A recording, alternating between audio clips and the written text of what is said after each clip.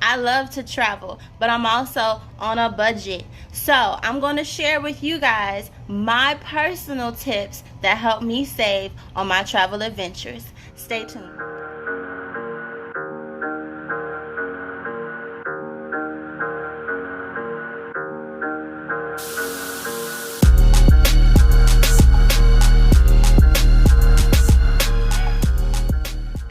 By no means a travel professional.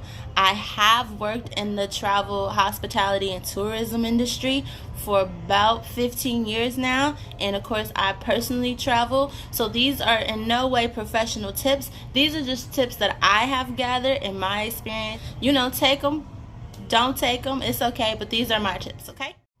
Book in advance. The earlier you book, statistically, the cheaper your rate will be. There's a whole science to this. I'm not going to get into it because it's lengthy and I do not want to lose y'all, but just keep in mind that the sooner you know you want to go on the trip, the better off it'll be for you. Pay in advance.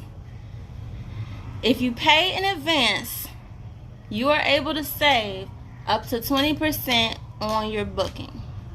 Granted, the hotel or the rental car, they have to have that option available to you. If you don't see it when you're booking online, I would recommend giving them an actual call, like customer service, to see if that is an option for you. If you book it in advance, you will save up to 20% on your rate. Pack light. Airlines are now starting to charge for carry-on bags, which to me is totally ridiculous, but I totally get it because people really will take advantage of this whole carry-on policy and will pack the house with carry-on luggage. If you are taking something like a weekend trip, or even if you don't care too much about wearing the same clothing, pack a backpack.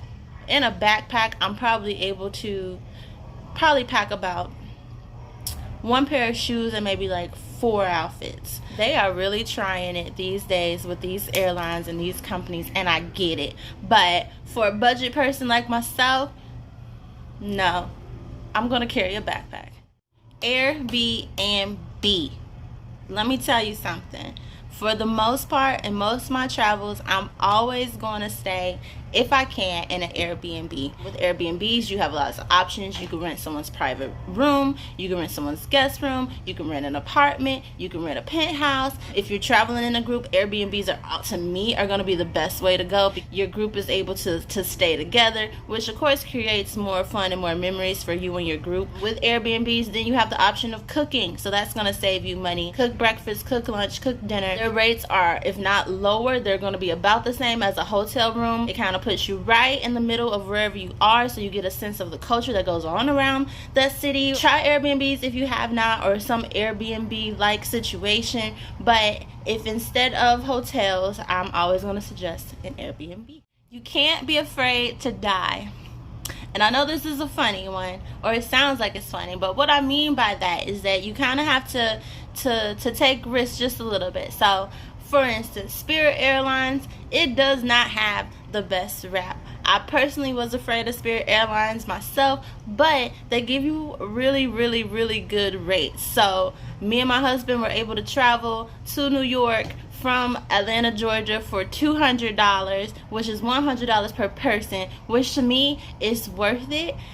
We carried our backpacks and we made it there safely. Was I afraid? Of course. You died? I got shot. But did you die? But I didn't die. Do not, under any circumstances, underestimate your power of negotiation. Hotels, rental car agencies, you name it, they're always competing within that area that they're currently located. So if you find a good rate, say at the Hilton, book that Hilton rate. Get a printout of your reservation. Take that printout to Marriott and say, Marriott, Hilton is giving me this rate of $100. Can you match it? In most cases, not only will they match it, but then they will beat it. Perfect. take that reservation, take it back to the Hilton and say, hey, Marriott was able to give me this rate for however many dollars. Will you match it? Not only will they match it, but they will beat it. And this is most likely because sometimes people are assholes, and that's okay. They all run their businesses differently, but most of them are in sales and they are in guest service. The name of the game for them is to book. Now keep in mind that it all works in tiers.